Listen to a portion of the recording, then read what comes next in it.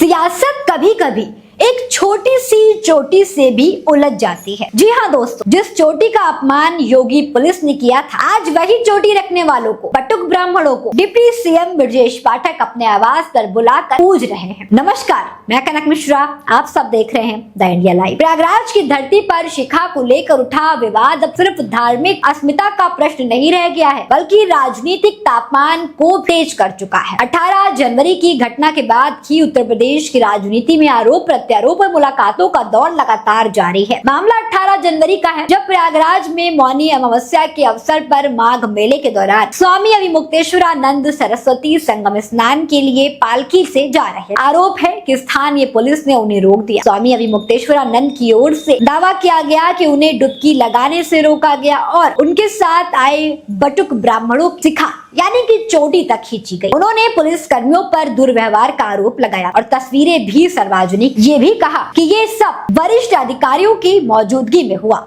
यहीं से ये मामला धार्मिक आस्था और प्रशासनिक व्यवहार के बीच टकराव का प्रतीक बन गया। घटना के बाद बटुक ब्राह्मणों का एक समूह पहले केशव प्रसाद मौर्य से मिला। बताया गया कि कुछ गुरुकुल से करीब 100 की संख्या में बटुक ब्राह्मण पहुंचे थे। केशव प्रसाद मौर्य से मुलाकात के बाद प्रतिनिधियों ने कहा कि डिप्टी सीएम ने उन्हें आश्वस्त किया है कि सरकार उनके साथ है और ब्राह्मण समाज का सम्मान करती है। इसके बाद गुरुवार को बटुक ब्राह्मणों का एक समूह उप मुख्यमंत्री ब्रजेश पाठक के सरकारी आवास पर पहुंचा। ब्रजेश पाठक ने अपनी पत्नी के साथ बटुक ब्राह्मणों का टीका लगाकर स्वागत किया। वहीं बटुक ब्राह्मणों ने पुष्प वर्षा कर उनका अभिनंदन किया। इसका वीडियो भी सोशल मीडिया पर वायरल हो रहा है। बताया गया कि पिछली मुलाकात संभव नहीं हो सकी, इसीलिए इस बार उन्हें विशेष रूप से बुलाया गया। बटुक ब्राह्मणों का कहना है कि सरकार में केवल दोनों उप मुख्यमंत्री ने ही इस मुद्दे पर खुलकर आवाज उठाई है। एक प्रतिनिधि ने कहा कि शिखा हमारी धरोहर है, हम ब्राह्मण समाज के लोग हैं और सभी के कल्याण की कामना करते हैं। इस पूरे विवाद को नई धार तब मिली जब ब्रजेश पाठक ने एक कार्यक्रम में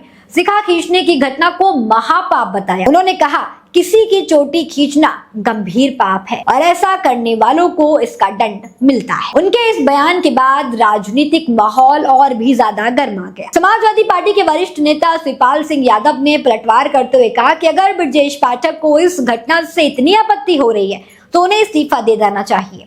उन्होंने तंज कसते हुए कहा वो उसी सरकार और उसी कैबिनेट का हिस्सा है, अगर इतना बुरा लग रहा है तो तुरंत इस्तीफा दे दे, वरना पाप के भागीदार वो भी हैं।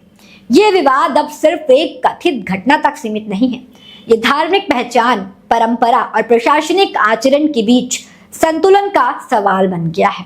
शिखा, जिसे ब्राह्मण परंपरा में पहचान और आस्था का प्रतीक माना जाता है, उसके अपमान का आरोप राजनीतिक दलों के लिए संवेदनशील मुद्दा बन गया है।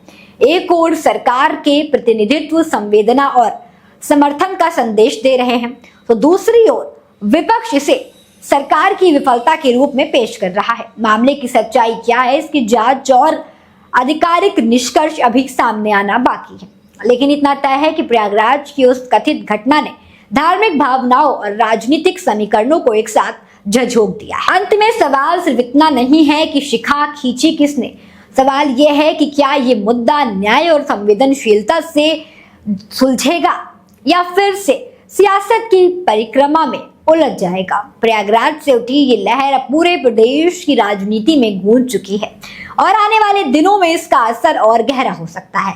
दोस्तों, इस खबर पर आपकी क्या राय है, हमें कमेंट में जरूर बताएं और तमाम यूपी के अपडेट्स जानने के लिए देखते रहें द इंडिया लाइव।